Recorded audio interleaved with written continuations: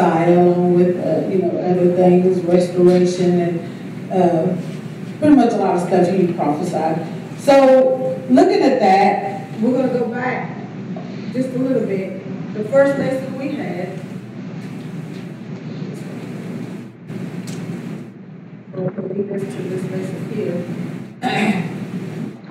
the first lesson we did talk about the sign of Emmanuel, and we talked about the two nations coming against Judah, and during that time it was the king of Ahaz, and which the Lord said he was going to send that to, send those against him, send those enemies against Judah, but he also says they're not going to be able to what? They're not going to be able to conquer. So in that first lesson that we did have, Ahaz, he went to seek help to who? Did he seek help from God? No. Who did he go to get help from? That's right, the Assyrian king. He sent help to he went to get help from the Assyrian king, who was what? Was he a righteous king or unrighteous? He was unrighteous. He went to, and we talked about that, how we sometimes go and get help from the wrong people. Instead of seeking help from God, we want to get help from the wrong people who ain't even of God. Now sometimes God will send those sinful people in your lives just to be a blessing to you. But we're not talking about that. We're talking about when you need help or when you need guidance. When you don't go to those that ain't even praying, ain't even fasting, ain't even living holy. Because they're just going to what? Deter you, send you off track, get you off the what? Straight and narrow. Because they ain't even of God anyway. So they're not going to give you no godly advice. But the reason why you go to them is why? That's right, say it, Father, in your microphone. Father, say it. You don't want truth. That's right, because you don't want truth. If you don't want to really know about yourself, if you don't want to know what you're doing wrong, if you don't want to know what you need to change about, you're going to go to somebody who's just going to pamper, baby, what you're doing, give you a pat on the back. Oh, yeah, you'll be all right. I've done that too. No problem. You're going to be fine. So, but if you go to somebody who you know is living holy, who you know is praying right, living right, you're going to do what? Go to somebody who's going to what? Give you truth. Who ain't going to cut no corners. Who ain't going to give you no pat on the back, but they're going to give you truth in what? Love. If they're of God, they're still going to love you, but they're still going to give you truth and tell you about yourself. But and we should all want to know, we should all want that chastisement. How many of y'all want it? Because I want God to keep chastising me, because I want to know when I'm doing wrong. I want nobody to step on somebody's toes, if I need to go back and apologize. I want God to keep showing me myself, because what? I got to make it into heaven. I don't want to half-step this thing and just do what I want to do and not accept truth. But when truth is given, we got to accept it and do something about it. Don't just say, well, I hear what you're saying. But then we don't do anything about it. When we can change. If it's something we can change, if it's something we struggle with, go take it before the God. Fast and pray. Lord, help me with this. This is a stronghold on my life. Turn that plate down. Is that all right? Go before God. Come to church. Come to prayer. Come to the altar. That's when the altar is always open. Is that right? So anyway, going back to the first, we realized that we read how Ahaz, he went to seek help from the king. And what did he do? Who remembers what he did to present something to the king? Anybody remember? That's right. Said it, you might think.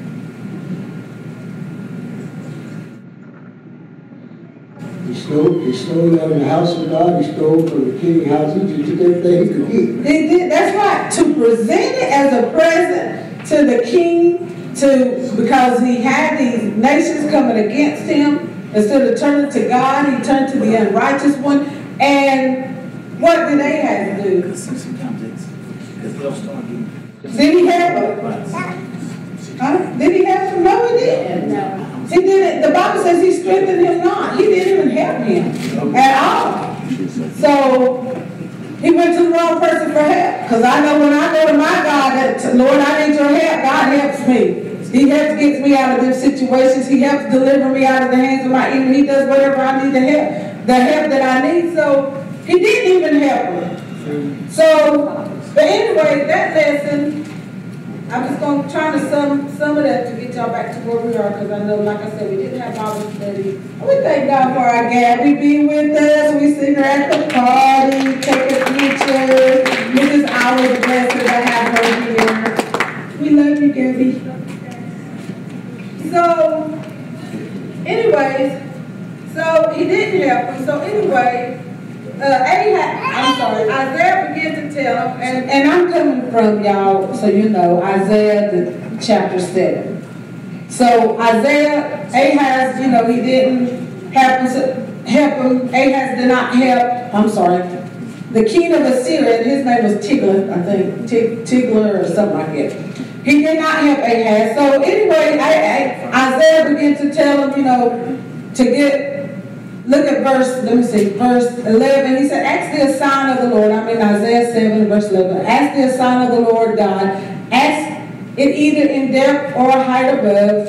So no matter how deep you ask, high. But he wouldn't do it. He said, I wouldn't either, won't ask or tempt the Lord. And Isaiah told him, and he said, hear ye now, house of David, it is a small thing for you to weary men, but will you weary my God also? Look at verse 14. We just kind of going over this.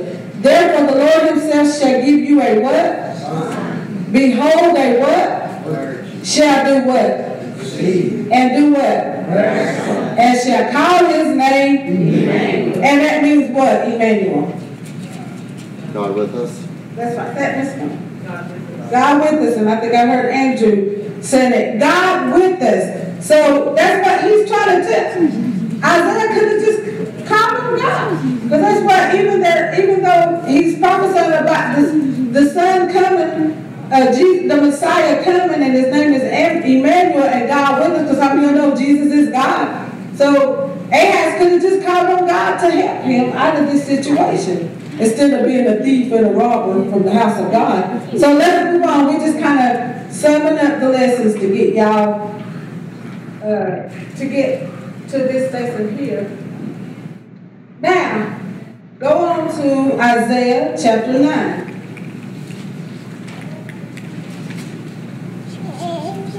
And if you would have read ahead of time, if you would have read like in verses 8, I don't know if y'all did, you know, it's talking about the breaches of Damascus, which is Syria, and the spoil, the goods that were taken of Samaria, which is Israel. It was talking about how that was going to be taken away before the king of, carried off by the king of Assyria. And so that was talking about the invasion. And Isaiah even lets Judah know that this thing is going to pass through Judah as well. He's letting the king of Ahaz know, not only is this going to happen to them, but it's going to, because these were the nations coming against Judah. Is everybody following me? So he's letting them know that this is going to pass through Judah too. Now this was in Isaiah chapter 8. It was leading up to our lesson. Last week's lesson is chapter 9. We didn't have this lesson last week. So, when you look at that verse 19, let me get there. Isaiah chapter 9. Is everybody understanding? I'm just trying, I don't want to just start with today's lesson because it all ties in with the lessons that we've read. Look at verse 14. Now he's telling them, wait a minute, let me get there. Verse 14. No, that ain't the verse I want. I'm sorry, y'all. Not verse 14. Let me find verse 19.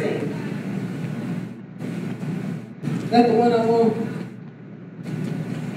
Oh, wait. It might be if I go to chapter 8. Okay. Here we go. Chapter 8, verse 19. Okay, he says, and when they shall say unto you, seek unto them that have familiar spirits, and unto wizards that peep and that mutter, shall not a people seek unto their God, for the living to the dead. So what he's telling them, you know, even though this is going to pass through Judah, he's letting them know, don't go to these sorceries, these witchery, because he already went to the wrong king, the wrong help the first time. when he heard of these nations coming, he sought help from the king of Assyria, and their righteous king. So now he's telling them, don't go seeking information and help from these people. And that's like I said earlier, and that's what we have a tendency to do, go to the wrong people to try to figure it out. All you have to do is go to who? Come on. Go to God. He has all the answers. If you want to know the answer, then sometimes you just don't want to know the answer. So you just don't go seek something else. But if you want to know the right answer, go to God. So he's telling them, don't go to these people.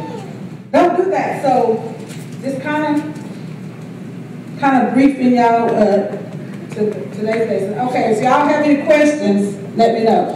I'm trying not to leave all the important out. Okay. So now, and so go back to, I think, chapter 9. That was last week's lesson. Chapter 9, and it was 1 through 7.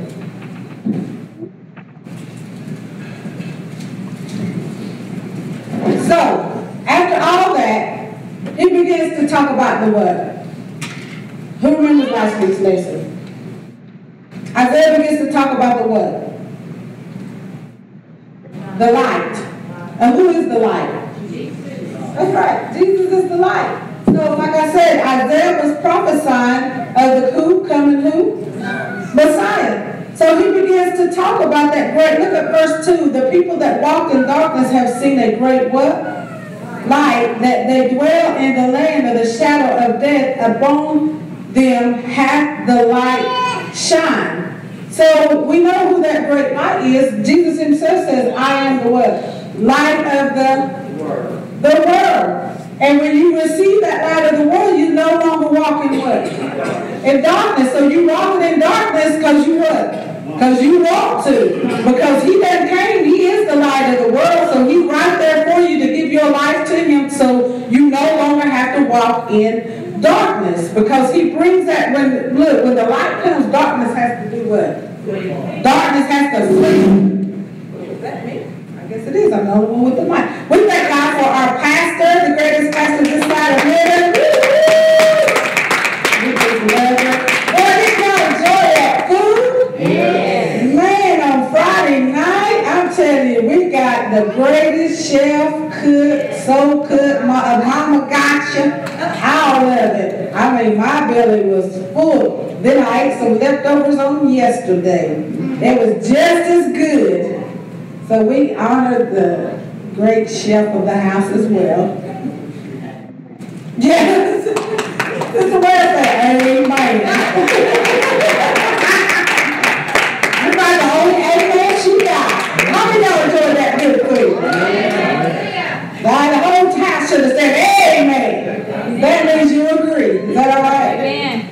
So, anyway, looking at the, and we can't leave Miss Kendra out. We enjoyed that bakery good.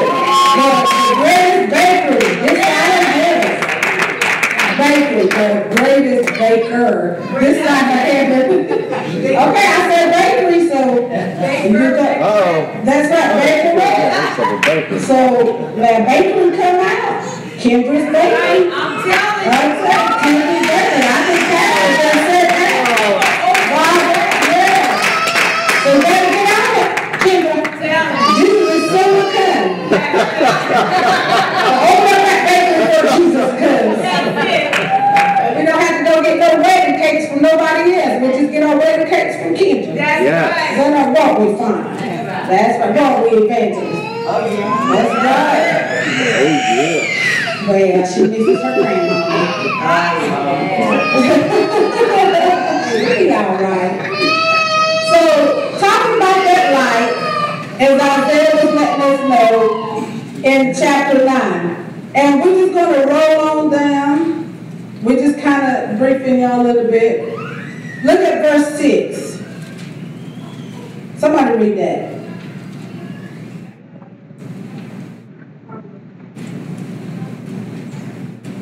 Read 6 and 7. For unto us a child is born, unto us a child is born, unto us a son is given, and the government shall be upon his shoulder, and his name shall be called Wonderful Counselor, the Mighty God, the Everlasting Father, the Prince of Peace. Of the increase of his government and peace there shall be no end upon the throne of David and upon the kingdom to order it, to be established it with judgment and with justice from henceforth even forever. The angel of the Lord of the hosts will perform this. Thank you, Leanne. So who's he talking? Who's Isaiah talking about? Say it out loud. Jesus. That's right, Jesus. He's letting them know, he's coming. A child's coming, and his name shall be called what? Y'all reading on the 6th verse? Everybody at the 6th verse? Say it, D. Say what? Wonderful Counselor, That's right, wonderful. How many of y'all think we serve a wonderful God? He is a wonder. We used to sing a song in the coach, got no pastor no singing it out. It would start out, my soul loves Jesus, my soul loves, and then we'll say, he's a wonder in my soul. Y'all sing it too? He's a wonder in my soul. He's a wonder in my soul. Bless his name. How do you know he's a wonder? He's a wonder in my soul. He's a wonder in my soul. He's a wonder in my soul. Bless his name. So if he's a wonder in your soul, just bless his name right now. Hallelujah. He's a wonder in my soul. Mighty God, wonderful counselor. Mighty God, we bless you, God. Hallelujah. The great I am. Hallelujah. Hallelujah. Nobody like him. Nobody like him. My help, my strength, my provider, my savior. He is truly a wonder in my soul. We can't take him for granted. Come on. Because how many know he's always there with us, never leaving us nor forsaking us. Even when we get in our own mess, he's still right there. He ain't went nowhere. We might have walked away from him, but he's still right there, and he still what? Loves us the same. And it's an awesome thing when you have somebody that can show you that unlimited love. It don't matter what you do. It don't matter how you treat him, but he still what? He still loves us. He still loves me. And I look, I'll be like, Lord, I'm so sorry for the times that I didn't love you the way I was supposed to. But thank God that he still what? He still had me. He still loved me. He still never let me go. He still never gave up on me. I thank God for that. He's always had my back. Yeah, I had to go through some things because of my own disobedience, but what? He brought me out anyways. And I thank God for that. Because he's a wonder in my soul. A wonder in my soul. So he's a counselor. That's what we was talking about. He knows it all. He's got all the answers. That's what we were saying earlier. You ain't got to go to somebody that don't know, somebody that ain't even have that spirit of counseling in them. Go to God, somebody with that, who has God in their lives, who can give you the right what? Give you the right counsel, because God is a what? Counselor. So if you have God in you, then you should what? Be able to have that what? Spirit of what?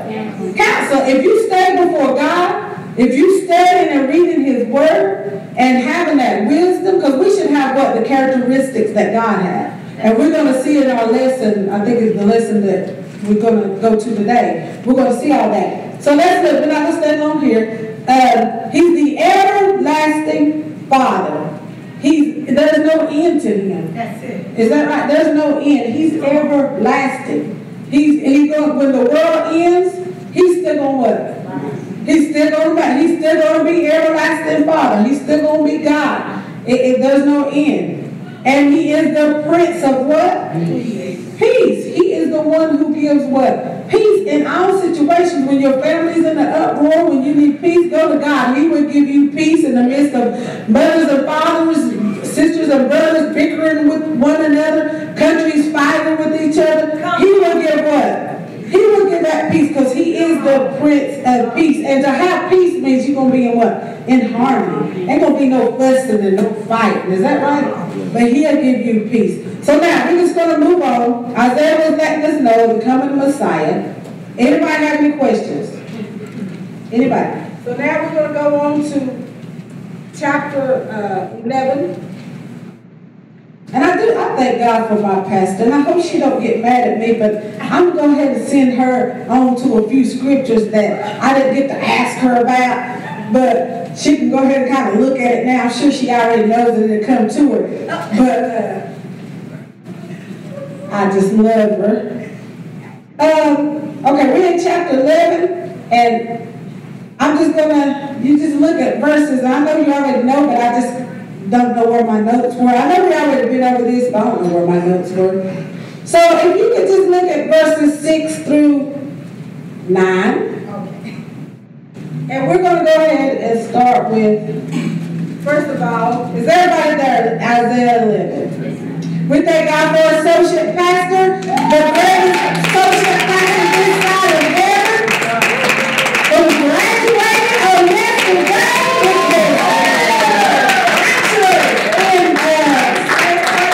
Industrial engineering. Industrial, come on now, girl. God is telling the people to give our pastors time and hand of praise. And that's a great achievement. And I've heard his testimony.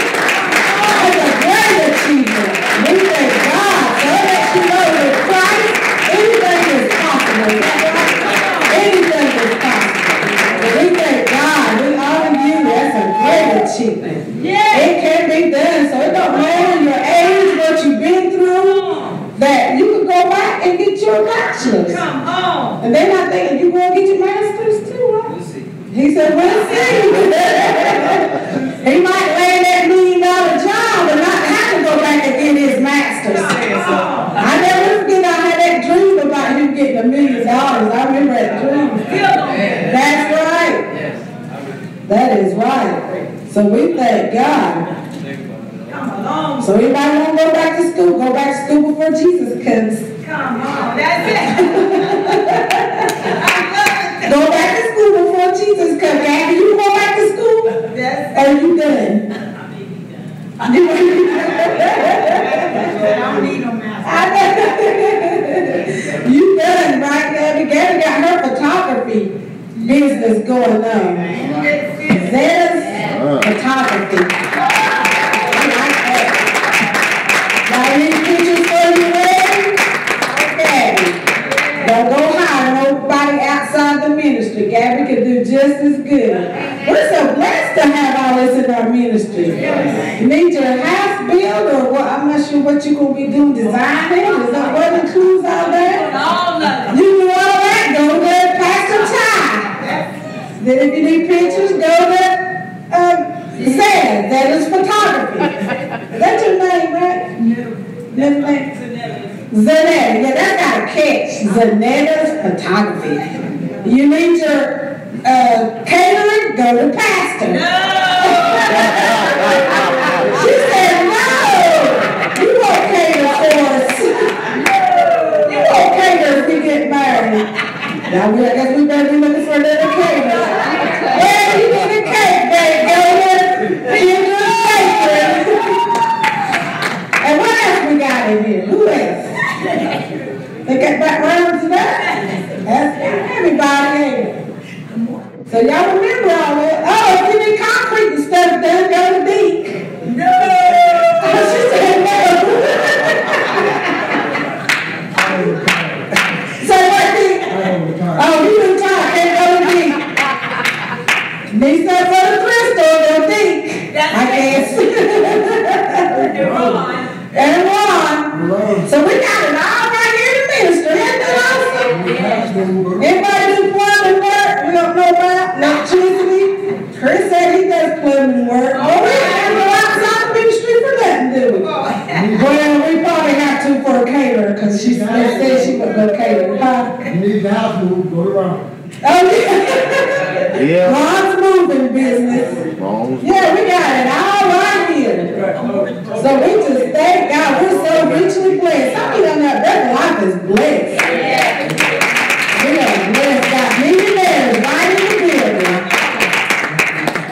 know about y'all, but I receive that. Read it there, right in the building. Because I know mine's coming. As much as I played Publishing Clearinghouse, I'm bound to win. They got another one coming the 21st.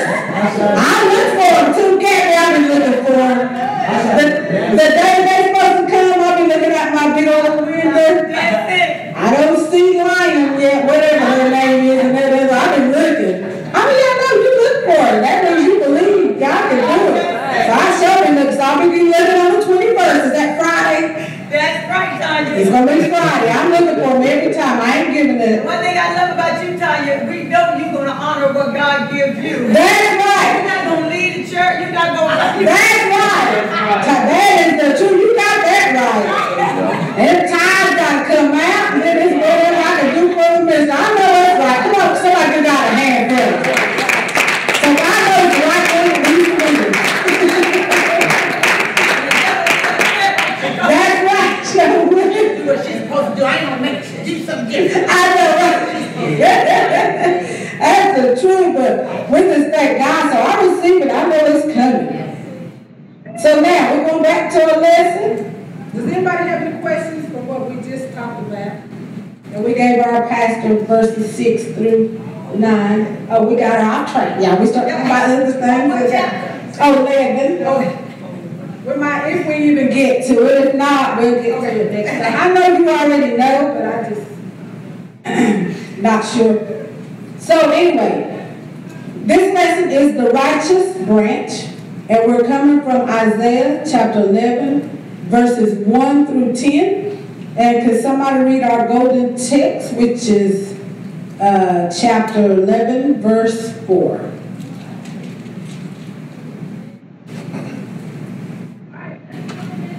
But the righteous shall he judge the poor, and reprove the iniquity of the meek of the earth. And he shall smite the earth with the rod of his mouth, and with the breath of his lips shall he slay the wicked. Amen. So who wants to start us out? We done did the recap on verses, on the last two lessons. So who wants to start us out on verse 1?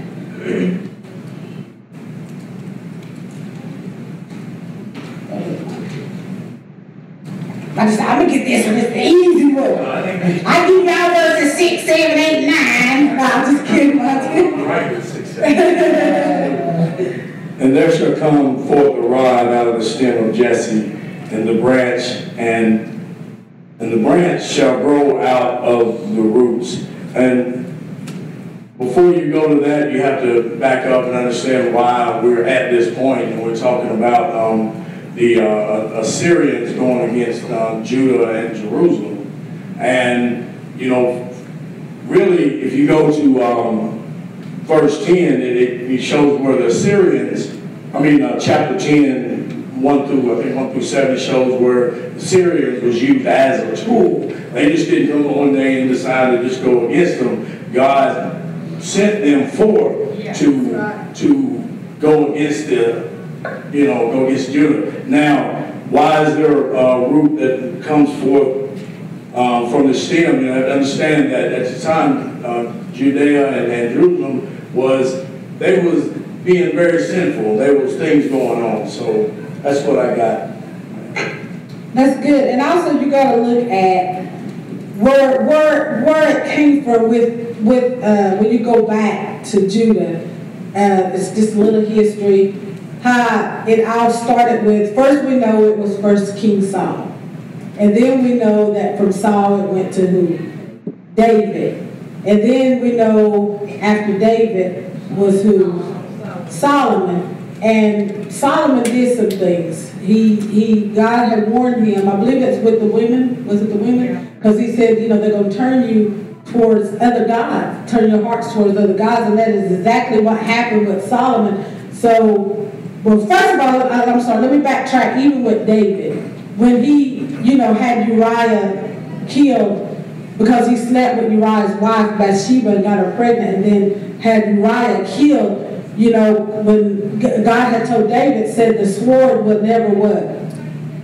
Leave your house. Is that right? The sword would never leave your house. And it was so true because not only with his house, but the house of what? Even with the king, because his son, it was first it was David, and then everything happened with his sons raped the daughter, and the other son killed that son, and then Absalom was killed, and then when they passed on, when David was king, then his son Solomon got king, and then when Solomon was king, that's when I was telling you about how his heart turned to other gods. And God said, well, because of David's sake, he said, I will rip the kingdom from you, but not because of David, he ain't going to do it, but in Solomon's time. Is that right? So what he did is, when Rehoboam, I believe it was Rehoboam, correct me if I'm wrong, he became king after Solomon, which was Solomon's son. And after that, Rehoboam, they went against Rehoboam because they wanted Rehoboam to do something concerning I guess they were burdened with taxes or something. Is that right, Pastor? And so he wouldn't make them lower, they were high or something. So they wanted Jeroboam to be king. So what happened was, and exactly what God said was going to happen, that's what happened. 10 of the tribes went with Jeroboam. And it left, the Bible says it left only, what? The tribe of Judah. Is that right? It says only one was with the house of David. That was the tribe of Judah. So it called it the house of David. So, looking at that, and I think eventually when they went to establish whatever, then the tribe of Benjamin were with them. Is that correct? Right. Okay, so when you look at that, so it kind of goes all the way back. When you're looking at, and there shall come forth a rod out of the stem of Jesse, and a branch shall what? Grow out of his root. So when you're looking at that, the rod, you know, being a branch growing out of something, and that stem being that root. How many of y'all know when you see a tree, you know, a lot of times when people cut down a tree, and then you just got the little stump left, yeah, or a little bud, that's kind of it, right? But he's letting them know, you know, our hope ain't gone. You know, Judah may look like it's over, but he said, I'm going to send what? I'm going to send the branch is going to grow out of what? The roots of who? Out of Jesse. Now Jesse was who? David's who? David's father. Jesse was David's father. So he's letting them know. So out from Jesse is going to come David, and then you got 42 generations later is going to come who? Jesus. Out of the tribe, from the tribe of who? From the tribe of Judah. So he's letting us know, you know, when the situation looks hopeless, how many of y'all know God, with God, it ain't hopeless. There's hope in God. Is that right? Because when hope that's seen is not what? Hope. But when you can't see it and you can't see how I'm going to get out of this, Lord, it looks like it's about over, I don't know what to do. But how many know with God there's hope? And he'll make that way of escape, and he'll deliver, he'll lift up the stand against your enemies, he'll heal, he'll set you free. Whatever you need him to do, God will do it. Because that's the kind of God I serve. Is that all right? That's the kind of God I serve. So never give up. Never give up. We got to learn to hold on to God and trust in his word. If he says he'll do it, he's going to what? He'll do it. Don't get weary in what doing, he's going to do it. Don't get anxious and try to do it yourself. Let God do it. Because when you do it yourself, you're just going to what? Mess it up. I've done it. Just make a bigger mess than what it was. Then God got to dig you out of even a bigger mess. Is that right? But with God, there's what? Hope. Does anybody want to add to that? Anybody? Oh, go ahead, D. You know, when I was looking at this, you know, you said, tree, I read some where it says just because you cut a tree down don't mean it's dead. That's right. And I got thinking about Pastor, she was talking about her tree, and she kept putting water in it, and it kept drinking the water, she kept putting water in it, kept drinking the water. And I was looking at my life, I was like, okay, well, you know, just because people cut us down, just because people talk about it, just because people scandalize our name, just because we're cut down, that don't mean we're conquered. Because as long as we got Jesus in our life, they can do what they want, they can say what they want, but if we continue to look to the hills that come by, one that God is our everlasting, that's what it is. He's our wonderful God, our almighty God. people scandalize us and cut us down, that don't mean that they can kill us. As long as we got God in our life, they can't kill us. When we continue with God, they can't kill us. They can knock us down. But we ain't got to stay down. When we look to God, we don't look like that. He's going to look to strength to get back there. And I look at that, and I know what she talking about with that tree. As long as we continue to praise God and give God the glory, He's going to continue to give us life. He's going to continue to breathe and put the life in us. But once we give up, that's where all fall. But if you don't give up and you keep the hope in God, knowing that He's our refuge, a present help in the time of trouble, all we got to do is call Him. I had to learn that all I got to do is call Him. And then you talk about it, how He went to get somebody else to help you, and they ain't giving no help. And see, a lot of times in our life, we look for everybody else to help us accomplish things, help us get things, help us do things. But if we only, God keep telling me, trust me. Come on. Just keep trusting me. As long as you trust me, everything that I told you I was going to do, I'm going to do. That's right. But we lose faith because things get hard. We lose faith because we think like things are not going to line up. But if we continue to keep the faith in God, everything got to line up because He said He's never short on His promise. And He has the God that is sharing out, He is out and sharing our life. But we got to do something. We got to continue to keep the faith in God and know that no matter what happens in our life, He got us. Come on. Amen. Amen, dude. That's right. He got us. I just want to read this right quick. I was reading this in my book. It's talking about that, what you were saying, Dick, about that tree. This is just something that was in my book. I don't think it's in y'all's. One day when my husband was landscaping someone's yard, his customer asked him to remove a dead tree. It was small enough to dig up by hand without any equipment. So he removed it and brought it home in the back of his truck. He put it out by our garbage cans and then changed his mind and told me he had decided to plant it in our backyard. I remember wondering why he would plant what looked like a dead stick. I asked him what kind of tree it was. He said he did not know, and neither had the woman who asked him to remove it. Roughly a week after he planted the little tree, a green leaf appeared on one of the branches. Ain't that something? The tree was dead, but a green leaf appeared. We were very surprised, for we had not expected anything from this seemingly dead tree. A while later, a little pink flower grew, and now there were many leaves. The tree amazed us, and now I thought it would probably be beautiful with little pink flowers all over it. After a while had passed, we noticed a little orb growing. Soon there were several, and we could not believe our eyes. This was clearly a fruit tree.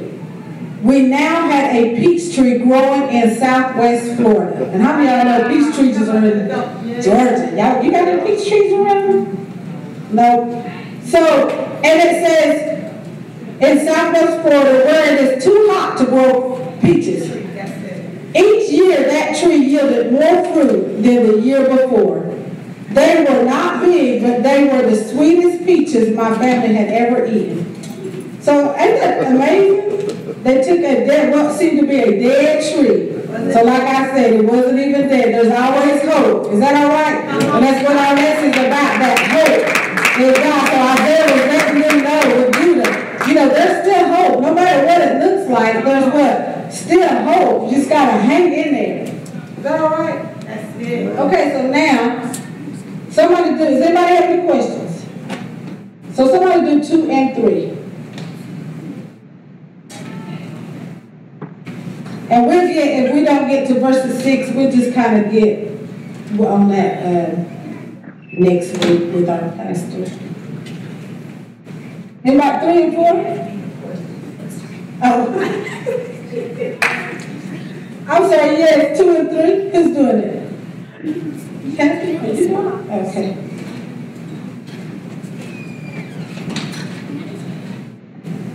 And the Spirit of the Lord shall rest upon him, the Spirit of wisdom and understanding, the Spirit of counsel and might, the Spirit of knowledge, and of the fear of the Lord. And shall make him a quick understanding in the fear of the Lord.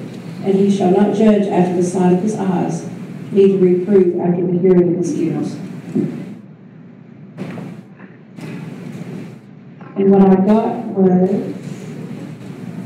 the Spirit of the Lord is the Holy Ghost, which is the 7 attributes of God.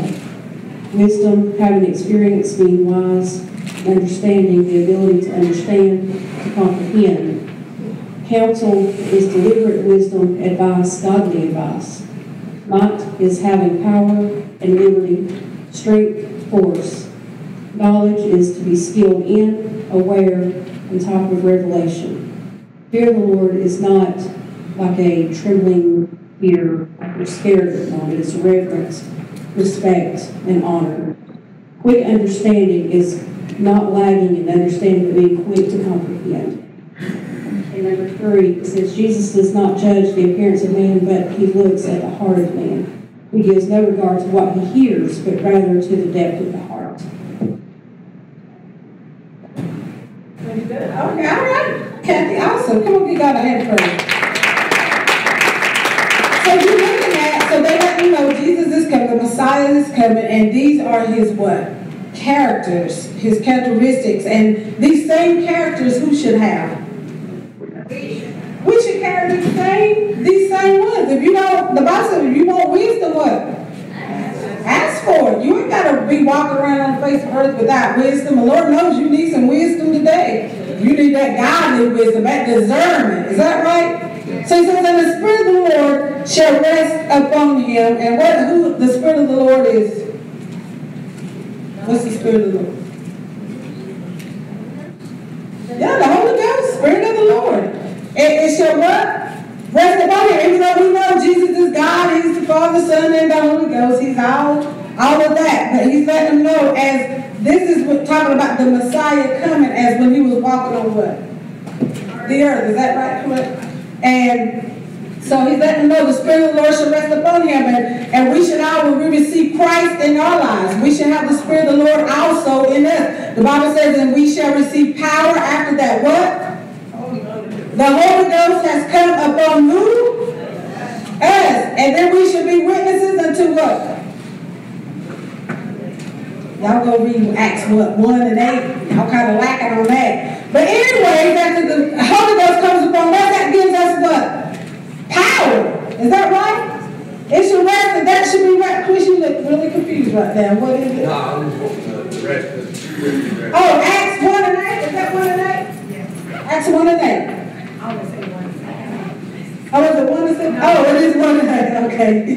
Yeah, Acts 1 and 8. Oh, come on, y'all come on and get ready for your review. So, anyways, he said this is what's going to rest upon you, the Spirit of the Lord, and he's going to have the spirit of wisdom and understanding. And how many of you know, as a child, he had that? Because remember, he was amongst the what? All the doctors, and they was amazed at how much, this little child knows so much. So it doesn't matter. How many of y'all ever seen little children with such wisdom? Come on. How many of y'all see? But God had given him this, and the understanding, the spirit of counsel and might, the spirit of knowledge and the fear of the Lord. And how many of you know we should all have that fear of the Lord, not being afraid of him, but what? Reverence him, respecting him. And shall make him of quick understanding in the fear of the Lord, and he shall not judge after the sight of eyes. That means, you know how a lot of times, and I've done it, you judge a book by its cover. How many of y'all done it? I know I've done it. And then it ain't what you thought it was, because you done judged it by its what? Cover. So he said this is not him. He's going to judge after, he's going to judge concerning the what? The heart. Because man looks on the outer. We don't look at the heart. Man looks on the outer, but God looks at the heart. And he don't judge on the outer. And y'all come on that. And judge not after the sight of eyes. He ain't going to judge just what he sees. Neither reprove after hearing of his ears. How many of y'all heard something and y'all ran with what you heard? Come on. Didn't ever try to find out whether there was any truth into it. And then you just ran with what you heard, and then it come to find out it wasn't so. But that's not how God is, and that's not how we're supposed to be. Is that all right? So we're going to finish this up before we start on the next week's. We're going to now have our review with our primary class. You ready? God sent an angel to Mary, and what did that angel tell her? She's going to have a baby, Jesus.